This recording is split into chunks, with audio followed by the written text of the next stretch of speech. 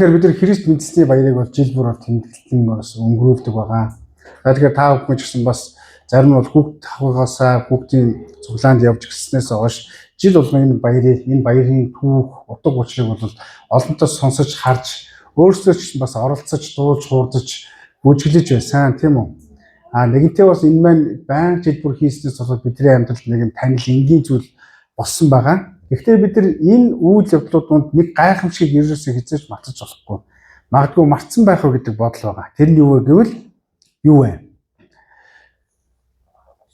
Энэ чухал асуулт байгаа. Яагаад гэвэл энэ баяр болоод биднийг аварсан баярын өдрөөс гадна энэ баяр бол зөвхөн бидний баяр ингээд хэвээр үргэлжлэн он жилүүдийг туулах уу? Бидний баяраар л энэ баяр энэ Христ мэдсэний баярын утга учир дуусах уу гэдэг асуулт гарч иж байгаа гэсэн. Тэгэхээр бодож үзээрэй. Христ мэдсэний баяр бол бид нар өнгөрсөн удаа ярьсан дурсамжид дурсах өдөр ямар нэгэн ялалтыг одоо тэмдэглэж өнгөрүүлж байгаатай яг адилхан зөвхөн тийм баяр бол биш. Харин бид нар баярыг тэмдэглэж явахад Бурхан чимээгүйгээр тэр өөрөө ирснийг зарладаг баярын өдөр гэж хэлж болно. Тэр ирснээрээ Тэнгэр улс болон Бурханы улсаас алдагдсан, холдсон хүмүүсийг холовсон итгэл найдрын өдрөө гэдгийг бол Бурхан яг Христ мэдсэний баяраар зарладаг өдөр юм гэж ярьж байгаа. Тийм учраас бидний оролцоо, бидний хөтөлбөрөөр, бидний зориултаар дамжуулаад Бурхан бидний эргэн тойрон энэ дэлхий дээр дугардаг, тунгаглагдаж, гэрэлтэж, тэг амиас амт шилждэг гайхалтай өдөр бол Христ мэдсэний баярын өдөр юм гэж ярьж байгаа. Есүсийн ирснийг бид нар бодох хэрэгтэй. Есүс ямар үед ирсэн бэ? Чуулган баригдсан, гой тогтухтай, сандал, хоёул чимлэлтэй байх үед Есүс ирсэн үү? Олон итгэгчдэр ариун хүмүүс бий болсон үед цаг нь болоод Есүс Христ ирсэн үү? Харин Есүс хүмүүс гим нүгэлтэй байхад, намайг бузар булаа байхад, намайг алдаатай байхад, намайг миний амьдралыг харанхуй ноёрхож явахад, хүн төрлөختийг харанхуй ноёрхож явахад Есүс ирснийг санах хэрэгтэй. Тэр үед Есүс сүм байх үед ирсэн үү? Гой дулаахан, халуухан ийм орчинтой байхад ирсэн үү? Үгүй тэр малын твшинд ирсэн. Эцдээ тэр хаашаа явсан бэ? Малын твшнээс тэр Голготын толгод руу загламаар руу явсан байдаг. Тэгвэл түүний төрөлд бол ямар утга учиртай үн цэнтэйг бид нар харах хэрэгтэй. Тэр сүмд ирдэг хүмүүсийн төлөө тэр имлэх тэр ирээгүй. Тэр айл хэдийн итгэлээ олцсон бие л аврагдсан байхад бол бос хүмүүс угаасаа идэхгүйгээс хойш яах вэ гэдэг ийм бодолтой хүмүүсийн төлөө тэр ирээгүй. Тэр Библийн мэдлэгтэй хүмүүсийн төлөө бас ирээгүй. Тэр яах вэ? Алдагдсан буюу гим нүгэлтэй төөрсөн хүмүүсийн төлөө ирсэн юм гэж ярьж байгаа. Та тэр хүмүүсийн нэг нь. Та тэр хүмүүсийн нэг нь байгаад Есүс Христтэй уулзаад өнөөдөр аврагдсан юм уу? Аврагдсан юм а гэж хэлмээр байна. Лук номын 2 дугаар бүлэг, Лук ном, Матай ном, Иохан номнууд, Марк номнуудыг үзэх юм бол Есүс Христийн төрөлтийн түүхэнд талаархал эхний хэсгээр онцолдог. Лук номын 2 дугаар бүлэгтээ би бүх ард түмнийг үлэмжих баярлуулах сайн мэдээг авчирлаа гэж хэлсэн байдаг. Бүх ард түмнийг. Энд гарч байгаа бүх гэдэг үгийг хэний тодтогч байгаа юм бэ? Дахиад бүгдээрээ тодтохороо. Бид нар энэ үгийг ингэж боддог. Бүх гэдэгтэр мэдээж миний нэр гэж биш. Тэгж бодож байгаа. Гэхдээ энэ үнэн. Гэхдээ та илүү нухацтай тогтож, эргцүүлждэг гүнзгий хараасаа гэж бас хэлмээр байна. Бүх гэдэг хүмүүст нь Есүс Христийг хараахан мэдээгүй хүмүүс, сүмийн хаалгаар орж үзээгүй хүмүүс, энэ газар л ариун хүмүүс, энэ газар л гоё хүмүүс байдаг гэж боддог хүмүүс бас байгаа. Нөгөөдөөр нь юу вэ? Бүх гэдэг үгт зөвхөн та аврагдаад зогсоогүй зүрх сэтгэлд нь шархалсан амьдралынхаа утга учирыг хайж явж байгаа тэр хүмүүс ч гэсэн бас багтаж байгаа шүү гэж хэлж байгаа гэсэн юм. Тэгэхээр ах トゥ нар минь та алдагдсан бол олдсон. Есүс Христэд дамжуулаад та олдсон хүн. Амен. Та аврагдсан хүн, та амийг авсан хүн. Гэхдээ бидний Христ мэдсэний баяр биднэрээр дуусах уу, бидний хэмжээгээр л явагдах уу, амьдрал маань үргэлжлэх үү гэдгийг бас бодох хэрэгтэй гэсэн хүн. Зөвхөн бидний хүрээнд байх уу, зөвхөн бидний л баяр уу гэж. Энэ бол бүх хүмүүсийн баяр байх хэрэгтэй юм аа. Бүх хүмүүсийн хажуунаас хэлцгээе, бүх хүмүүсийн баяр гэж хэлцгээе. Тийм учраас энэ баяр бол алдагдсан бүхэн зориулагдсан баяр. Гэхдээ асуулт байна. Би чимээгүй байгаа юм биш үү? Би мөнгө хайгаа чимээгүй байгаа юм биш үү? Би энэ дэлхийн эд баялагийг хайгаа чимээгүй байгаа юм биш үү? Би энэ дэлхийн гоёл чимлэл гэрэл ялтгансан зүйлүүдийг хайгаад чимээгүй байгаа юм биш үсттэй асуулт байна. Тэгвэл бид нар яг л ийм хүмүүс гэсэн үг. Хайртай хүнийхээ дэргэд байгаа мөртлөө найдвар яг байгаа мөртлөө тэрийг хэлэхгүй байгаатай яг адилхан. Өөрөөр хэлбэл ийм өөрт нь байгаа мөртлөө түүнд өгөхгүй байгаатай яг адилхан гэсэн утгатай байна. Гэрэл асааж болох ёстой байсаар өтөл харанхууд нь зөнд нь орж байгаа яг адилхан гэсэн утгатай зүйл. Хараараа. Бид нар чимээгүй байх үед хүмүүс юуг харах вэ? Гэрэл чимэглэлийг чинь харах болно. Гой хувцлтыг чинь харах болно. Чиний гой яриаг чинь харах болно. Гэхдээ бид нар аврагчийг харахгүй сохроор амьдрах болно. Бид нар жил болгон ийм баярыг, ийм л үйл явдлыг дурсан тэмдэглэж хүлээлттэй байгаа юм биш үү гэж асуулт байна гэсэн. Тийм учраас өнөөдрийн сэдв юу вэ? Амнаас илүү авралын баяр мэдээг дамжуулъя гэсэн утгатай зүйл.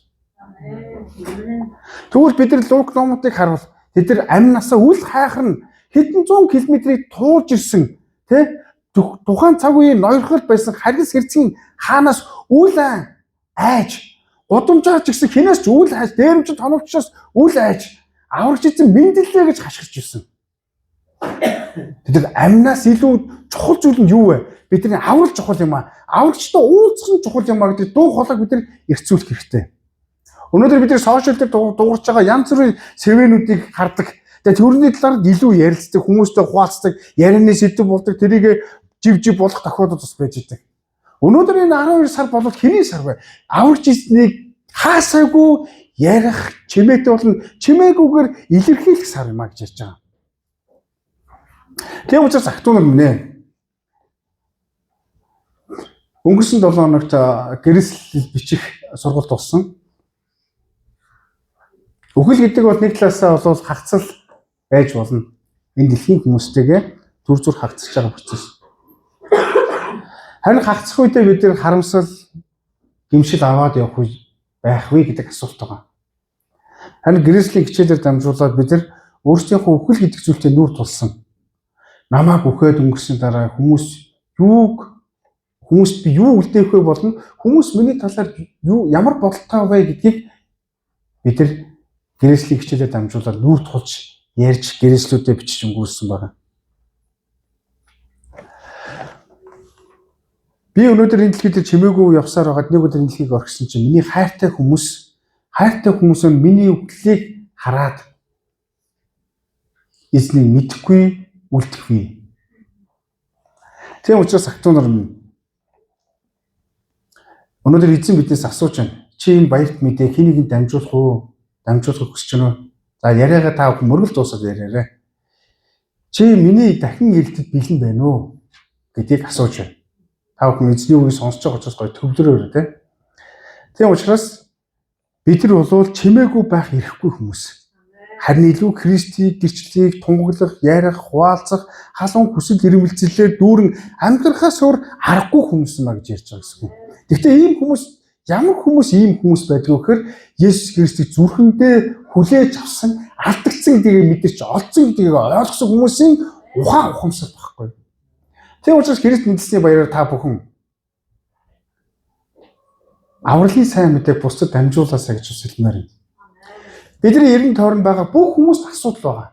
За би та бүхэнд хэд хэдэн кейс ярина. Тэгээд тэн дээр шин та нар энэ хүмүүсийн талаар бодохоос илүү өөрсдөө субъекттэй болгож бодосоо гэж хэлмээр юм.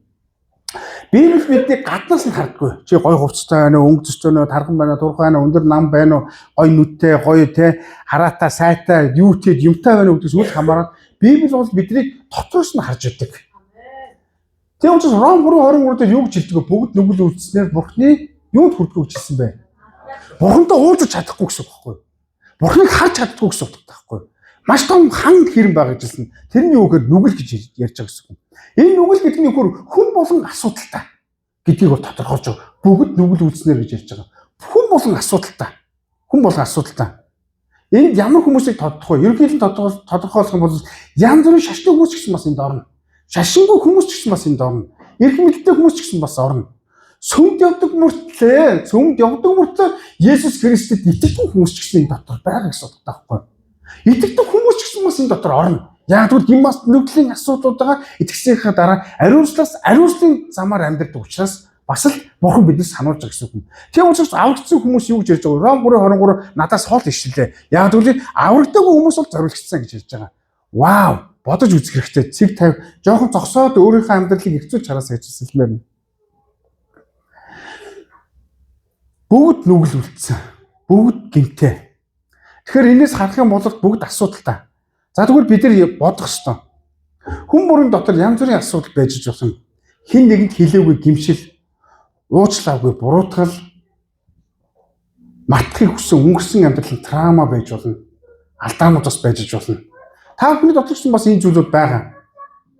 Харин зарим хүмүүс ингэж боддог. Хинч мэдээгүй юм чи гэж боддог хүмүүсээс байж идэг. Энэ чинь өнгөрсөн болсон юм шүү дээ гэж цаг хугацаанд даатгадаг хүмүүсээс байж идэг. Гэхдээ тэр нь өөрийгөө төр зүрийн тайвшрал, хуурамч дүгнэлт гаргачихсан явж байгаа хүмүүсээс байж идэг. Гэвч бурхан хүний зүрхийг хардаг. Бурхан энд сууж байгаа таны зүрхийг хардаг. Яг тэгвэл үл гэмшил болоод бидний үргэлж ямар нэгэн байдлаар их бах хэмжээгээр шаналгадаг, зовоодог, өөдрөлүүлдэг, гониглуулдаг, готрол болгодог. Тийм учраас хүмүүс яадаг вэ? Ямар нэгэн бурууг тээж явж идэг. Өөрийнхөө алдаанаас болоод шаргат хийж явдаг. Мөн бас биднийг бас гомдоод хүмүүс бас байж идэг. Би хин гологдсон байж болох юм, орхигдсон байж болох юм, ханижлаа алдсан байж болох юм, бас хүмүүст хуурдагдсан бас байж болох юм. Бас хин нэгэн хүн намайг голдоо ортол гомдоосон шархтай байж болох юм. Зарим нь эцэг хийсээ хагцсан байж болох юм. Иймэрхүү байдлаар биднээс гаднаас дотроос уулын гаднаасаа янз бүрийн байдлаар шаргах тэ түнтэй холбоотой гим нүглийн үл уучлалуудыг тээцсэн явж идэг. Нийгэм ч гэсэн биднийг шархлуулдаг. Нийгэм ч гэсэн биднийг шархлуулдаг. Нийгэм. Хэрвээ бид энэ асуудлуудыг эдгэхгүй бол манайхаа эдгэхгүй байх юм бол миний дотор юу бий болох вэ гэхээр уур бий болно. Маш огцом ууртай болох магадгүй. Уураас цаашаагаад тэрний дотор айц байгаа учраас уураар хамгаалдаг хэрэгсэл байж болох юм. Мөн өөрийгөө голох хэлбэрлүүлж гэсэн бас овжиж болох юм. Бидний дотор ийм үгнүүд байгаа. Иймэрхүү дүр төрхүүд бас байж болох юм. Харин хүмүүс энийг юугаар нөхөх гэж оролддог вэ? Ямар нэгэн амжилтанд хүрэхээр хүмүүс амжилтыг хүзэлддэг. Энэ хэцүү асуудлуудыг мөнгөөр нөхөх гэж оролддог. Энэ хэцүү асуудлуудыг яг уу би угаасаа дутуугийн комплексээр надад туслаараа юм авангуудлаа ийшээ шеэрлэж хуваалцаж надад үгээрээ би дүүргдэггүй нэг гэж үргэлж яддаг бай. Иймэрхүү байдлаар амьдрал дандаа дутагдаж явдаг амьдралаар амьдрах болно гэсэн юм. Тэгээд яг уу бусдаас авахаар өөрийгөө амьдралыг сэтгэл хангалуун байдлыг дүүргэж оролдог. Гэхдээ нэг асуулт байна. Гэвч энэ шүн амчин өнгөрүүл яах вэ? Би буруу хандлагаар амьдарч байгаа юм биш үстэй. Эзэн биднээс асууж чи сэтгэл хангалуун байна уу? Сэтгэл хангалуун байна уу гэж асууж байна. Бурхангүй зүрхэнд зүрх үргэлж дутуу байх болно. Бурхангүй зүрх үргэлж дутуу байх болно. Дутуу бас үлддэг. Тийм учраас актуунаар мэнэ хүмүүсийн хоосрлыг энэ дутуу орон цаг дүүрэх гэж бидний эрен тоор маш их хүмүүс бас байна. Гэхдээ бид нар бурханд итгэдэг мөртлөө тэднээс бас ялгаагүй юм зүрх сэтгэлтэй амьдарч байгаа юм биш үстэй. Хүмүүс энэ хоосоо орон цаг би завгүй байна. Би ингэж янз бүрийн зүйл бодохгүй тулд янз бүрийн зүйлдээ сатаруулахгүй тулд би яг завгүй байх хэрэгтэй гэж хүмүүс завгүй байж чаддаг. Бас хүмүүс дотор зүрх сэтгэлд нь асуудалтай мөртлөө инээж чаддаг. Надад ямар ч асуудал байхгүй. Зүгээр бурхан бол агуу. Тийм ээ. Би бол дайжгүй. Би бүгдийг болгодог гэж. Хүмүүс ч гэсэн бас энэ зүйлүүдийг нуугаад адтай харагдаж болох, ур чадвартай харагдаж болох, ухаалаг харагдаж болох, гоё сайхан зүйл ярьж иж болох юм. Гэхдээ бурхан зүрхийг хардаг. Гэтэл заримдаа бид нар тийм хүмүүсийн дотор уулзахад маш их мэдлэгтэй, боловсролтой, ур чадвартай бүгдийг болгодог гэж хүмүүсийн дотор зүрх сэтгэлийг харах юм бол дотроо утга учиргүй амьдралыг дотроо утга учиргүй амьдралаар дүүрэн зүйлүүд байж болох юм. Ганцаардлууд дүүрэн байж болох юм. Амар тайван бус байдлууд дүүрэн байж болох юм. Санаа зовлтууд дүүрэн байж болох юм. Харин тийм зүйл болонгууд нь зарим хүмүүс тэрийг архиар дүүргдэг, сошиал тоглоомоор дүүргдэг, зугаа зинглээр дүүргдэг, Facebook ямар нэгэн тийм мэдээл рилс амьдралаар өөрийгөө дүүргэж байна. Бид тийм харамсалтай хайрын амьдралаар амьдрахгүй. Амьдрах учиргүй хүмүүс юм. Харин бид нар энэ зүйлийг мэдж байгаа мөртөө энэ зүйлийг хийж энүүгээр дүүргэж байна гэдэг нь юу вэ? Нэр алдагтай болохоор дүүргэж байна гэдэг нь. Бид нар хичнээн чи тухайн үедээ сайн байсан чи бүх зүйл төр зүрх байх болоо. Харин Бурханаар дүүргдэг хүн бол хизээж бүрэн бүтэн байх болно. Өнөөдөр бидний эрдэнэ тойрон энэ асуудлыг шийдэж чадахгүй хүмүүс маш их байна. Бидний дотор ч бас магадгүй ийм хүмүүс бас байж болно. Харин шашин засах гэж оролдож байна. Маш олон шашны янз бүрийн шашны нийт тамирын дотор багтсан хүмүүс энэ зүйлүүдийг хүмүүсийн амьдралыг дутуу дүүрэх гэж оролдож байна. Хүмүүс ч бас сайн усаар бас дүүрэх гэж оролдож байгаа. Гэвч сайн ус бол гимшлийг бол засаж чадахгүй. Мөнгөөрөө дотоод хоосрлоо, соошоод уцаараа тэ оролцдгоороо тэр хоосрлоо дүүрэх гэж оролдож байна. Магадгүй утас чинь таныг сэрээдэг, утас чинь таныг унтуулдаг баг. Утас чинь байхгүй бол таны амьдрал бүх зүйл хоосон амьдралаас тасарсан бурхан хүүтэл байхгүй болчих мэт танд төржиж болох юм. Энэ бол юутай холбоотой вэ? Бидний зүрх сэтгэл юунд хөвлөгдөж байгаа вэ гэдэгтэй шууд холбоотой. Ах トゥ нар бидний хоосрлыг юу дүүрэх ёстой вэ? Сүнслэг асуудлыг бид шийдэж чадна. Сүнслэг асуудлыг бид нар сүнслэг асуудлаар шийдэж чадна. Тэгэхээр ах トゥ нар таны хин нэг хүн анх суглаан зэрэгтэй зүгээр сүмд ир гэж хэлээгүй байх гэж бодож байна. Чингисийг ч гэсэн анх чуулганд ирэхэд зүгээр сүмд очиж андаа гэж миний найзууд бол хэлээгүй.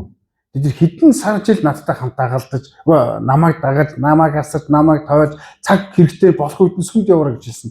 Яг тэгвэл намайг ямар замаар явж байгааг тэд нар мэдэж ирсэн учраас ядаргаатай юм шиг боловч яг цагаа олох үед нь хэлсээр байгаа тэр нь яг цагаа олоод Бурхны цаг нь болоод миний хувьд явсан гэдэг. Өнөөдөр бид нар ч гэсэн бас та нарыг энд ирэх чинь зүгээр л сүмд ирээд сандал таа бүглээрэй гэж та нарыг дуудаг баг. Чи жинхэнэ амьдралын утга учир жинхэнэ хүн чамд найдвар жинхэнэ чамд байгаа. Чи сүмд яваарай гэж хэнийг хэлсэн баха. Тэгвэл өнөөдөр бид нар сүмд явахыг Крисмас баяраар ах トゥ нараа авчрах те ах トゥ нарыг зүгээр баярын өдрөөр дууддаг итгэж биш. Харин ах トゥ нарын дотор байгаа саяны ярьсан тэр дурдсан зүрх сэтгэлийг чиний аав чинь ганцаардаж байгаа юм биш үү?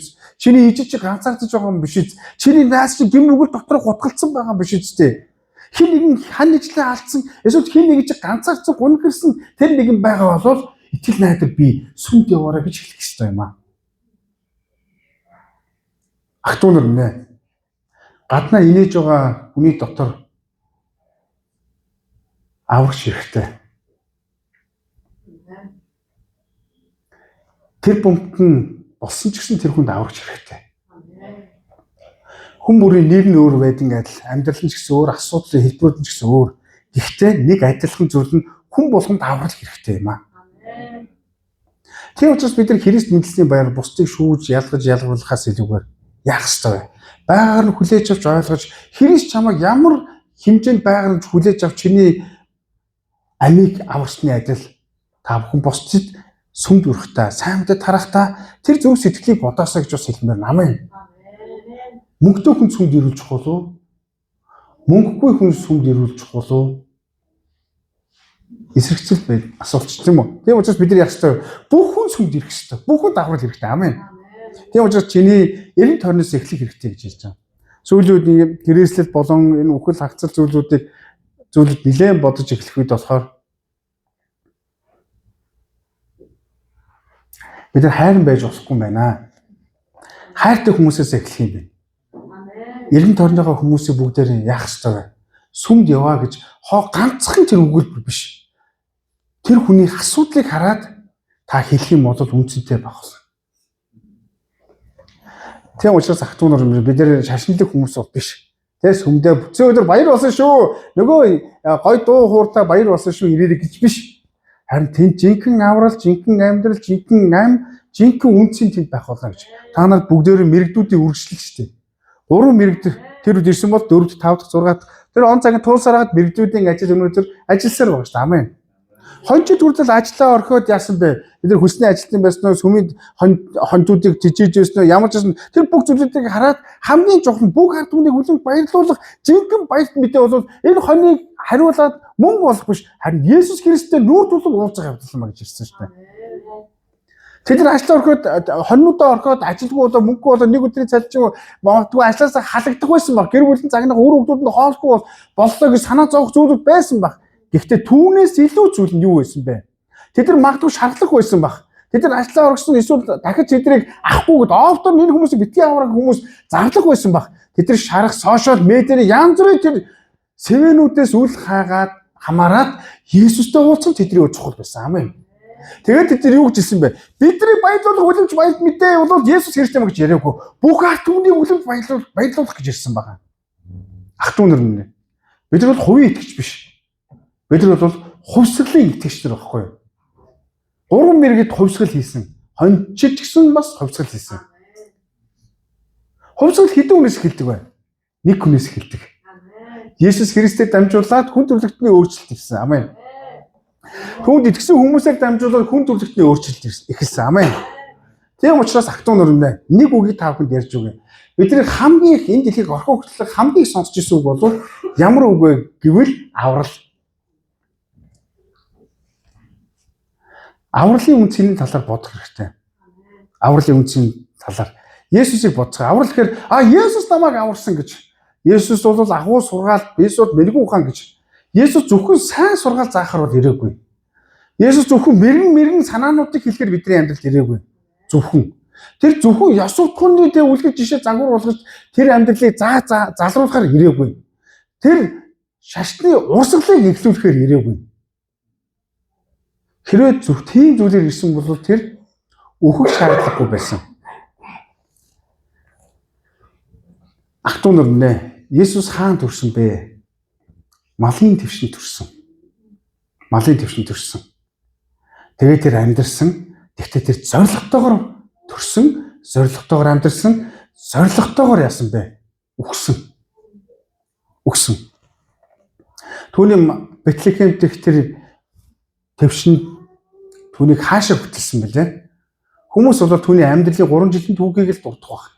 Түүний амьдрал нь тэр твшнээс бяцсангүй ямар ч гэм нүгэлгүй, ямар ч асуудалгүй тэр нэгэн яг үнэндээ бол хизээж өгөхгүй мөнхийн амтай хааны бурхны тэр алтар сууд итмийг сүрж авахнтай нэгэн байсан ч харин миний гэмт биеийг өмсөөд, сул дорой биеийг өмсөөд, тэр даарч хүч байгаа биеийг өмсөөд, ганцаардал орхитол шаналлын биеийг өмсөөд.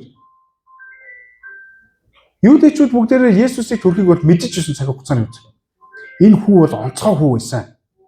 Энэ бол Европын тэнгэр элчнэр хүртэл энэ Есүсийн тухай ярьж ирсэн гэж хэлсэн. Харин яг тэр баялт мэдээг хуваалцах үед болсон чинь бүгдээрээ яасан үүдээ хаасан. Зочид уудад үүдээ хаасан. Энд хүн байхгүй, тэнд хүн байхгүй, энд завгүй та нар өөр газар оччихсан.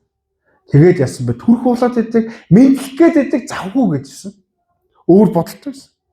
Харин тэгээд Есүс Христийг оруулав. Гэхдээ Есүс Христ яасан бэ? Тэгсэн ч гэсэн бид нар Есүсийг эсрэг байсан ч гэсэн түүнд хаалгаа нээгээгүй ч гэсэн түүний эсрэг амьдрсан ч гэсэн Есүс энэ дэлхий дээр төрсөө. Тэгээд тэр шууд яасан бэ? Голготын толгод руу явсан. Голготын толгод руу. Энэ бол авралын үнц юм аа. Ах トゥ нар нэ. Бяцхан Есүс төрөх үедээ ямар байсныг бодоорой. Маш сэрүүн байсан. Тэр маш хөвдөлт мэдэрсэн баг, дааралт мэдэрсэн баг, эцэг нь яахаа мэдэхгүй байсан баг. Гэхдээ Есүс яасан бэ? Бидний төлөө амиа зориулахаар ирсэн.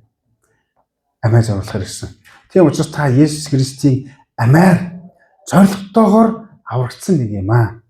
Дахин авралын талаар ирэх зүйлээсээ чөлөөлмөр. Өнгөрсөн 7 хоног та бүхэнд ярьжсэн. Хүмүүс бол амилтын баяр үхлээс ялсан баяраар л гимшлийн 7 хоногийг бол өнгөрүүлж идэг. Гэтэл бид нар өнгөрсөн 7 хоногт ярьсны дагуу бид нар авралын баяр, Христ мэдлийн баярыг тэмдэглэн өнгөрүүлэхийн тулд бид нар ямар зүрхсэтлээр хүлээж авах вэ? Ямар ч гэмгүй, ямар ч асуудал эрх чөлөөтэйгээр итгэлээ дагсан тэр зүрхсэтлээр хүлээж авах нь жинхэнэ баярын утга учир шүү дээ. Тийм учраас би та бүхэнд ятгсан гимшигл байвал гимшээрэй гэж хэлсэн. Тэр өдөр хичнээн урд гараад юм эсвэл хичнээн гараа өргөөд хичнээн гой хөтөлбөрөөр хүмүүстэй гой гар хүлээ барилцаж те өнөөдөр аврах шийдсэн мэдлсэн гэж байгаа бол таны зүрх сэтгэл дотор чинь шийдэж чадаагүй бурхны үнд болж үтэхгүй зүйлүүд байгаа бол бүгдээрээ одоо болтол таяж чадгүйгаа уцаа ухдаг те янз бүрийн зуршлуудыг бид чинь мацаг өрж хаяхгүй гэж юу. Бидний хамгийн их сонсдог номлол юу гэж TikTok, Facebook-ийн янз бүрийн сошиал. Тэгээ энэ миний бие ингээ өвчтэй юм шиг ингээд уц руугаа ингээд чичлүүлдэг. Би тэрийг үзэхгүй бол оюун санаа төвлөрөхөө болж гэлдэг. Бид нар рилсийн цаг үе биш. Бид нар бол хизээж хууршгүй, өөрчлөжгүй Бурхныг харах цаг үед амьдарч байгаа хүмүүс юм аа. Тийм учраас аврагдсан бол үнцэнтэй амьдарцгаая. Есүс бидний төлөө өөрийнхөө амийг золиод авсан. Тэр төлөгчдөө төлөөсийг төлсөн. Амен. Тэр айдас, хүйдэс, санаа, зовлт, ичгүр бүх асуудлуудыг тэр яасан бэ? Өөртөө үүрсэн. Амен. Тийм учраас ахтун нар нэ. Нүглийн хүс бол үхэл гэдгийг бид нар Ром 6-гийн 23 дугаар эшлэлээр мэднэ, тийм үү? Харин Есүс Христ өөрийнхөө амиар тэр үхлийг өөр дээр өөрөөд бүх үрийн төлөөсийг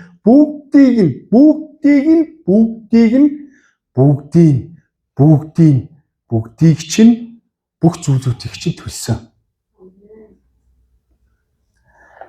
Харин бид нар яг үхэж гээд байгаа юм шиг мөнгө хайж, зээл хайд, эд хүнтэй болох гэж зээлийн дотор амьдарч, эд баялагтай болох гэж хүмүүсийн эд баялагтай уралдаж, тэр ийм авсан байна, энэ ийм авсан байна. Би тиймтэй болохын төлөө амьдарч ядарч байгаа юм биш үстэй. Бурханд итгэдэг мөртөө ч тэгж ядарч байгаа юм биш үстэй. Авралын үн цэнийг бүгдээр эргцүүлэх хэрэгтэй.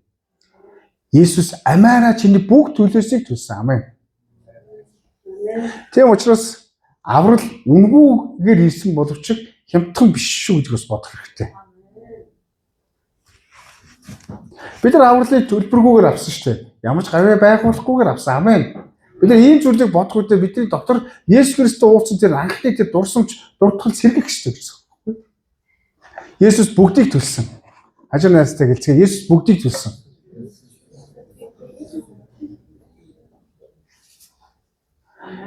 Есүс авралыг бол чи сайн байсан шүү. Олон жил чи те ингээд итгэлийн амьдралаар олон жил чиний амьдрал аюулгүй сайн зөв байсан чи мундаг боловсролтой байсан учраас чамааг өгсөн гэсэн үг бол биш.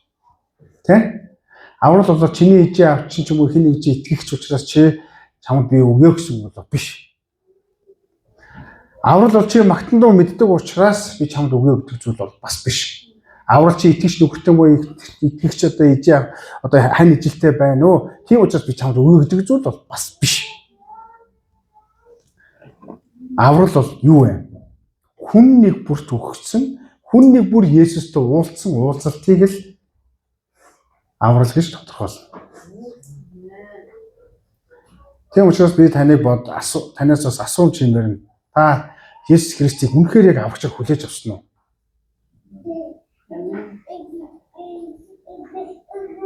Таны дотор Есүс Христийг хүлээж авахд гимшээгүй гимшил байна уу? Та зүгээр сэтгэл зүүн одоо гимшил хийцэн тий. Юу гэхээр тийм ээ би тэрийг уучсан, тэрийг ингээд өвшөөсөн, би бас буруу алдаан тэгэл хийж гисэн гэдэг ийм тийм учраас Есүсээ та надад туслаараа би таныг аврагчаар хүлээж авч байна гэж байна уу? Есүсээ та миний гмийн төлөө загалмаа дээр цовдлогдож миний бүх асуудлуудын төлөө та төлөөсөө та төлсөн. Би танаас өөр аврал гэж байхгүй, танаас өөр найдвар гэж байхгүй. Та бол аврагч юм а гэж зүрхэндээ хүлээж авсан уу? Аврал бол зөвхөн авралын залбирал хийсээр хэмжигдэх зүйл бол биш. Аврал бол чин сэтгэлээсээ зүрхнийхээ үдийг нээж түүнийг оруулах процесс юм аа гэж ярьж байна. Тийм учраас ахтун нар нэ Есүст аврагдах бүх төлөөсийг төлсөн учраас тэр яаж төлсөн бэ гэхээр хайраараа дамжуулж төлсөн. Түүний хайр байхгүй байсан бол юу болох байсан бэ? Эсрэг зүйл байх шүү. Хууль байх байсан. Чи тэгсэн учраас ингэн. Чи ингэсэн учраас ингэн. Чи ийм учраас тэгнэ. Чи тийм учраас ийм амьдрах болно гэж ярьж байгаа. Үүнийг бол үл итгэгчдийн карма гэж ярьдаг байхгүй юу? Христ итгэж хүмүүс бол карма гэж байхгүй. Бид нар TikTok-оор ч юм уу хүмүүсийн яриагаар карма ярьдаг юм уу? Карма стандарт янз бүрийн хүмүүс Америкт бол хүүхдүүд шүү тийм зүйл байх үстэй. Өнөөдөр тийм ээ сэтгэл санаа тийм ээ цасаараа тэгэхгүй бол ингэх юм ээ дараа нь ингэх юм ээ гэдэг үргэлж логистик хайж идэг. Есүс Христэд итгэх юм бол өвчин хараа таслагдана гэж ярьдаг. Есүс Христэд итгэх юм бол бүх зүйл өөрчлөгдөнө. Амен. Чи өөрчлөгдөн. Амен. Бид нар тийм үүлийн үрдэ нухалддаг амьдралыг Есүс Христэд итгэлээр ялсан шүү дээ. Амен. Тийм учраас маш сайн бодох хэрэгтэй байгаа. Гимшил чинь зүгээр л сэтгэл санаанаа сэтгэл зүйн гэмшил юм уу? Яг Есүс Христийг авах гэж хүлээж авсан гэмшил өгдөг бодох хэрэгтэй гэсэн юм. Өнөөдөр нийгэмд ийм авралын сайн мэдээ одоо хүмүүст их хэрэгтэй байна. Бидний эргэн тойрон маш их хэрэгтэй байна. Харин хүмүүс сэтгэл зүйч рүү хандаж байна. Сэтгэл зүйч рүү хэдэн цагаар ч мөнгө төгрөг өгж байна. Тэр төр зургийг л явахгүй. Тэгээд сэтгэл зүйн юм дандаа постууд тавьдаг. Би пат тэгвэл ингэж тэгэж угаасаа дуусахгүй, асуудал дуусахгүй. Харин Христ байгаа бүх хүмүүст найдвар байгаа. Тийм учраас ахтунар өмнө Есүс Христ ямар үнцнээр аврагчныг бүгдээр эргцүүлэн бодоод тэр Есүсийн зүрх сэтгэлээр бусдыг харж бусдыг эзэн Есүстэй уулзуулцгаая. Та бүхэн битгий шүүгээрэй гэж би түрүү хэлсэн шүү дээ хүмүүсийг авшихтаа. Чи одоо ингэж амьдарч явах нь чиний муугаас Бурхныг мэдгүйгээс гэж биш. Харин тэр хүнийг байгаагаар нь ойлгож хүлээн аваад хамтаа эзэн рүү очицгоё. Бидний эзэн найдвар байгаамаа гэж ярих нь чухал юм. Амен. Харин бид нар хүмүүсийг шүүгээд ялгарлах юм бол ядарна. Тийм учраас бүгдээрээ эрэхтэй 7 хоногт бас сайн мэдээд хараацгаая. Амен. Сайн мэдээд хараацгаая. Сайн мэдээд хараацгаая. Тэгээд твшин төрсөн бяцхан хүү бол зөв тэр өдөр тэрийг харах өдөр биш. Харин одоо бол бид нар түүх Есүс Христ төрсөн удахгүй дахин ирэх болно. Харин одоо бол шинэ хүмүүс юуг харах ёстой вэ гэхээр загалмаа дээр Есүсийг харах ёстой. Загалмаа дээр Есүстэй уулзах ёстой юм гэж ярьж байгаа. Тийм учраас бидний сайн мэдээ үнцэнтэй байх ёстой. Үнцэнтэй байх ёстой, үнэтэй байх ёстой.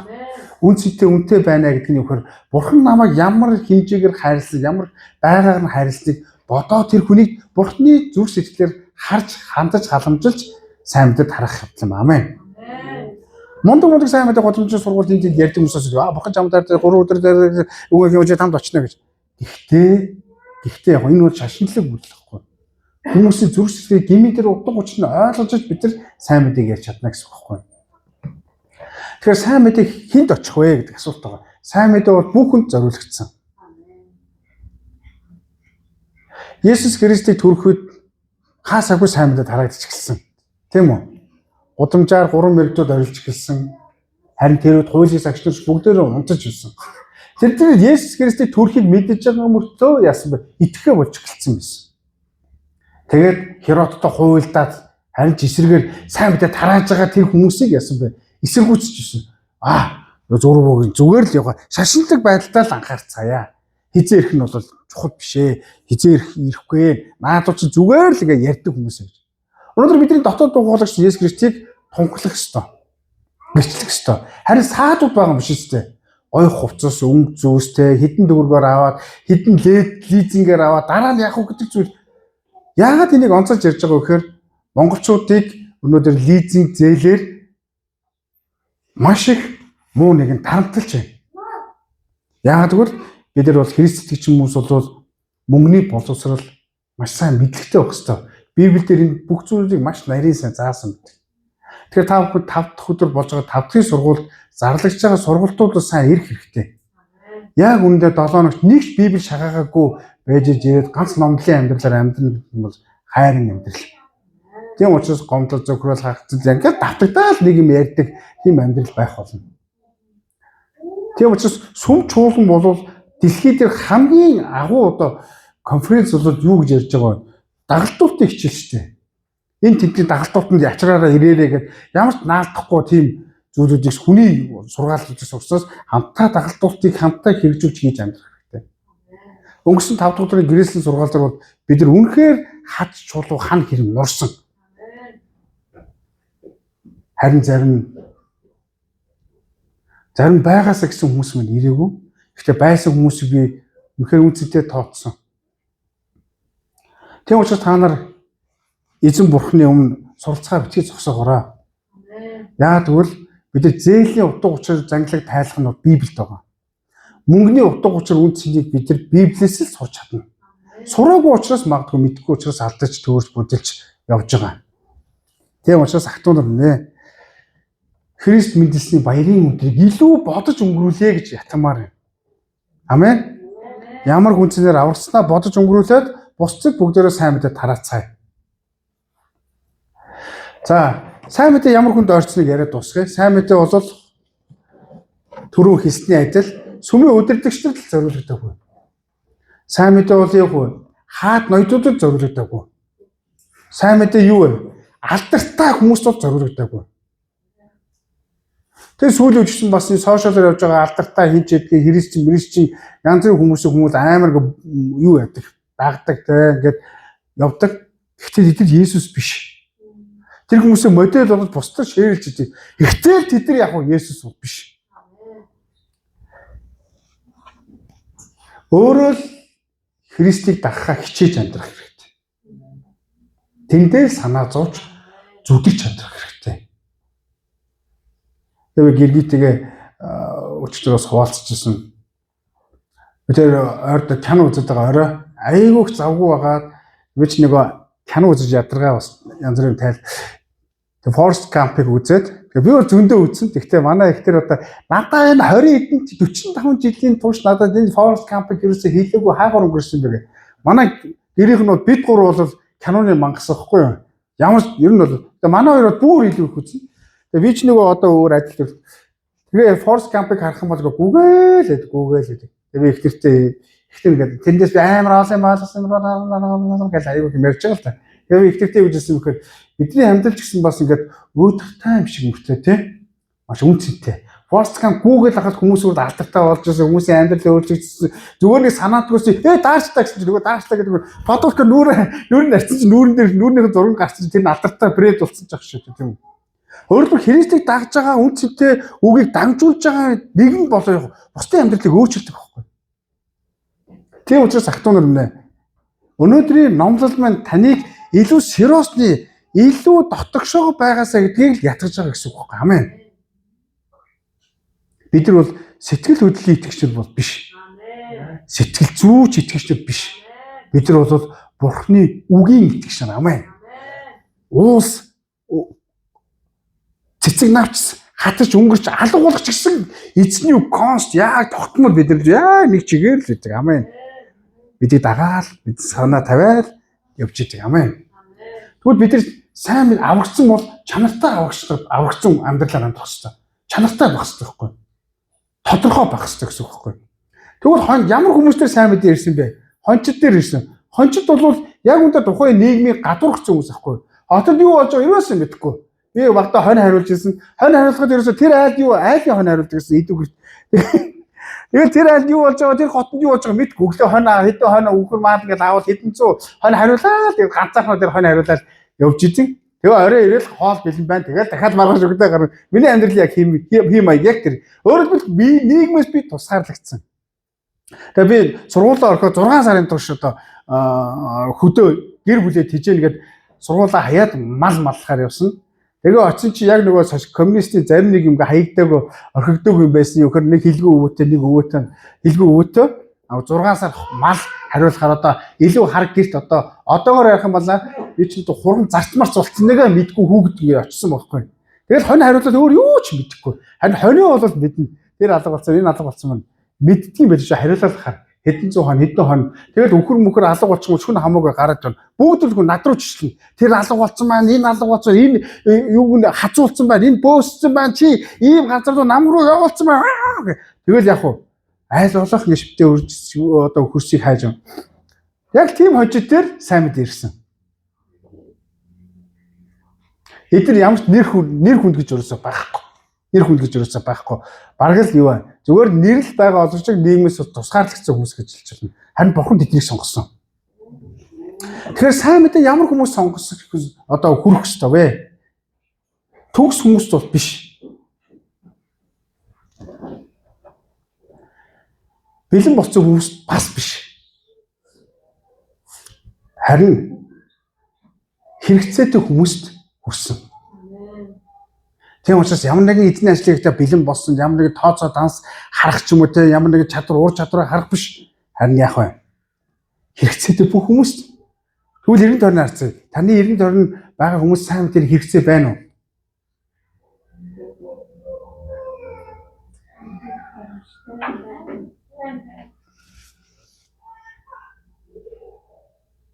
Бид нар харин дасчих. Окей. Бид нар гал гарах ёстой. Бид нар ямар нэгэн бүм болох ёстой. Бид нар чанартай тодорхой тод байх ёстой. Амен. Тийм учраас сайн мэдээ болоо зүгээр 2000 жил түүхийг л та бүхэн сануулгаад урсуулгаад бид нар тэрийг ингээд баярлаж зөвхөн тэмдэглэж өнгөрүүлэх явдал биш юм аа. Харин яг одоо зөвхөн түүхийг л ярьж байгаа гэсэн. Яг одоо. Та нарын дуучсан бас Иесус Христийг аврагчаар хүлээж авах. Яг одоо энэ цагт бас тэр нэгэн байгаа бол эзэн гівшээ түүний өмнө түүнийг аврагчаар хүлээж аваасаа гэж хэлмээр. Би хүүхдээсээ явцсан ч юм уу би бол том байгууллагад ажилладаг би гэсэн чинь яг аврагтаа би зүүндээ сайн мэдээ ярьж ирсэн гэсэн. Яг үнтэй Иесус Христийн өмнө чин сэтгэлээсээ гимшээгүй зүгээр хин нэг хэлсэн учраас заасан учраас тэр заасныхаа дагуу залбирсан учраас тэгэл зүгээр гой сэтгэл хөдлөсөн учраас тэгээд Библийн талаар зөндөө судалцсан сурцсан учраас би аврагцсан гэж буруу тодорхойлсон байж болох юм. Нөө энэ бол шашинтлаг байдал руу маш аюултай байдал руу авч чадна. Ахтууд минь ээ.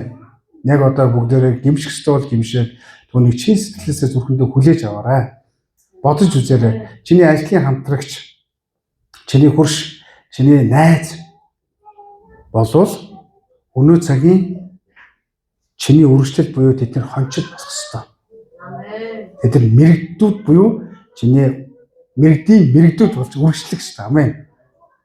Амен. Тийм учраас бүгдээрээ хичээцгээе. Энэ 7 хоногт илүү хичээгээсэй гэж бас хэлмээр байна. Чуулган маань олон үйл ажиллагаа, олон одоо хүмүүсийн нөөц болцооноос хамаарат одоо ямарваа нэгэн зүйл хийх үеч гэсэн үнэхээр жоохон тулгамдуу зүйлүүд их байна. Дутуу зүйлүүд бас их байна. Гэхдээ энэ судлуудыг яг энэ эндээс харах үед боломжууд бол их байгааг бас харж байгаа. Тийм учраас зүрх сэтгэлээсээ чин сэтгэлээсээ ямар нэгэн болцод тооцоо хийлгүүгээр энэ дэлхийн янз бүрийн гоё сайхан зүйл анхаарал тавьдгүйгээр энэ 7 хоногийн гоё хаппи буюу халуун тэр зүрх сэтгэлээр өнгөрүүлцгээе. Амен. Чуулганыхаа үйл ажиллагаа ямарваа нэгэн дутагдж байгаа тэр цоорхог хараад тий урд гараа магтан дуун дээр бөмбөрн ч юм уу ямар нэгэн байхгүй болохоор өөх гэж өрөвдөх, бурхан өрөвдүүлдэг нэг юм бол биш. Харин тэр харуулж байгаа зүйл нь чиний орон зайг өгүүлж байгаа гэсэн юм. Тийм учраас бүгдээрээ энэ 7 хоногийг сайн мэдээний өдрүүд болгоод бас сайн мэдээд харгацгаая. Одооноос хүмүүсээ тоочглоо бүгдээрээ залбирцгаая. Энийг зөвхөн ая